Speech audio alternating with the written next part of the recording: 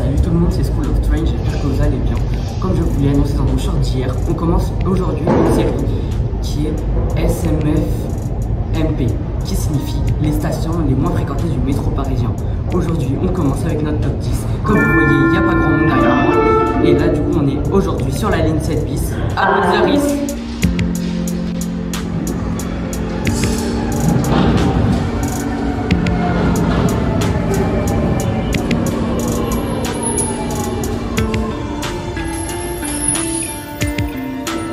Tout d'abord, un peu d'histoire. La station de Botzaris a ouvert en 1911. C'était auparavant une des deux branches de la ligne 7. L'une allait à la porte de la Villette et l'autre au Pré Saint-Gervais, qui n'est pas loin d'ici justement. En 1967, la ligne est débranchée pour devenir la ligne 7 bis. La station a donc été débranchée de la ligne 7 et fait aujourd'hui partie de la ligne 7 bis. Mais alors pourquoi la 7 bis a-t-elle été créée en 1967 en la débranchant de la ligne 7 ? Le truc, c'est qu'il s'est organisé un vrai pôle multimodal de bus à la porte de la Villette, ce qui fait que les voyageurs étaient plus tentés d'aller s'installer en banlieue que dans le 19e où il n'y avait tout simplement aucun bus. Au niveau de la situation géographique, on peut voir que la ligne 7 bis est située juste avant la fameuse boucle de la ligne 7 bis. Je vous explique son fonctionnement. Les trains partent donc de Botzaris, s'arrêtent à Place des Fêtes, puis après Saint-Gervais. Après Saint-Gervais, ils s'arrêtent un peu plus longtemps que dans une station classique et ils reviennent à Botzaris, vers le terminus Louis Blanc, où la station est assez spéciale. La station est décorée avec des carreaux biseautés blancs. Elle a été rénovée en 2003 dans le programme Le Renouveau du métro. Petite particularité, ces deux quais sont séparés par une voûte. Pourquoi cela ? Parce que la station a été construite sur d'anciennes carrières de gypse. C'est pareil que la station de Butte-Chaumont. L'équipement que l'on retrouve ici est toujours aux normes standards du métro parisien. La station est composée de seulement une sortie qui donne sur la rue de Botzaris, qui a d'ailleurs donné son nom à la station. Logique. Cette seule sortie est contraire à la loi après l'incendie de Couronne en 1903. En effet, il y a été décrété que toutes les nouvelles stations devaient avoir deux sorties. L'incendie ayant eu lieu en 1903 et la station ayant ouvert en 1911, elle ne pouvait pas accueillir une deuxième station suite aux contraintes du sous-sol. La station est composée d'escaliers et d'escalators, ce qui aurait pu servir lors de la catastrophe de 1918. Vous allez maintenant me demander, oui, il y a un MF88 derrière moi. Du coup, quel est cet accident qui s'est produit en 1918 ? C'était donc pendant la Seconde Guerre mondiale. L'armée allemande envoie des bombes sur le 19e arrondissement. Les habitants se réfugient alors sur la station la plus proche, qui était un refuge, qui était alors Botzaris. Elle est d'ailleurs située à 24 mètres de profondeur. Les habitants alors paniqués s'éclatèrent la gueule entre les portes du refuge. Petite intervention pour vous dire que j'ai oublié de filmer le passage où je disais le nombre de morts et tout. Donc quand les portes ont cédé sous le poids de la foule qui poussait et tout, 33 personnes ont été piétinées et du coup sont mortes. Et vu que les habitants n'ont pas été assez rapides pour rentrer, 30 sont morts sous les bombardements. La station possède un accès qui marche comme de très nombreuses stations dans le métro parisien. La station possède deux arrêts de bus pour 3 lignes qui la desservent.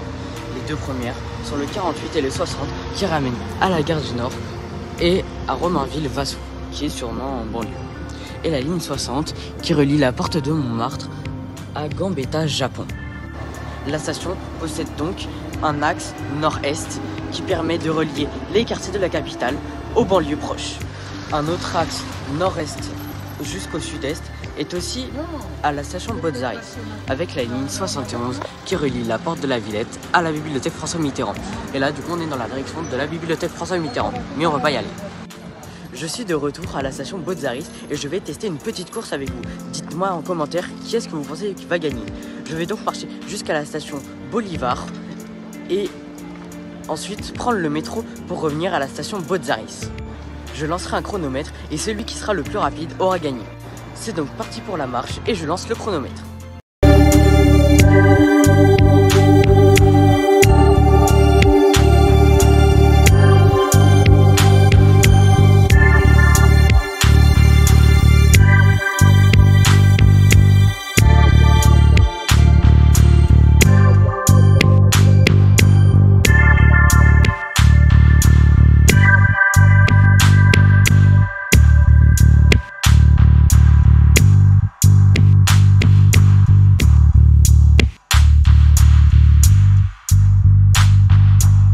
Bon, je suis vraiment désolé. Comme un caca, j'ai oublié de relancer le chronomètre parce qu'en gros, je l'ai lancé.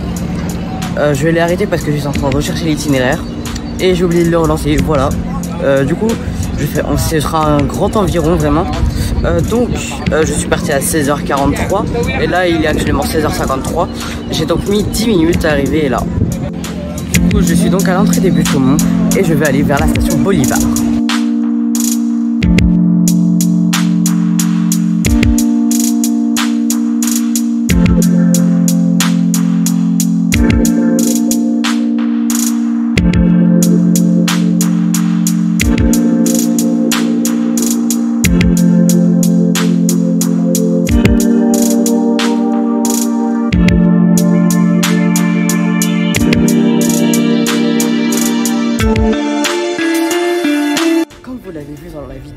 Je suis donc arrivé à Bozaris sain et sauf et en un morceau, heureusement.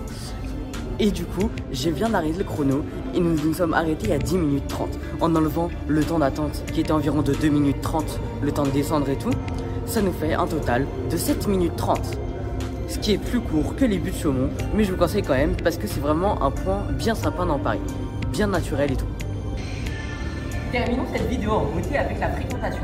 En 2024, la station Bozaris a accueilli 789 000 voyageurs, ce qui la place à la 10e station la moins fréquentée du métro parisien. Elle a 2150 voyageurs par jour. Cette vidéo est désormais terminée. C'était donc la SMFMP 10 sur la station Bozaris. D'autres épisodes arriveront prochainement. Et du coup, like, abonne-toi et à la prochaine.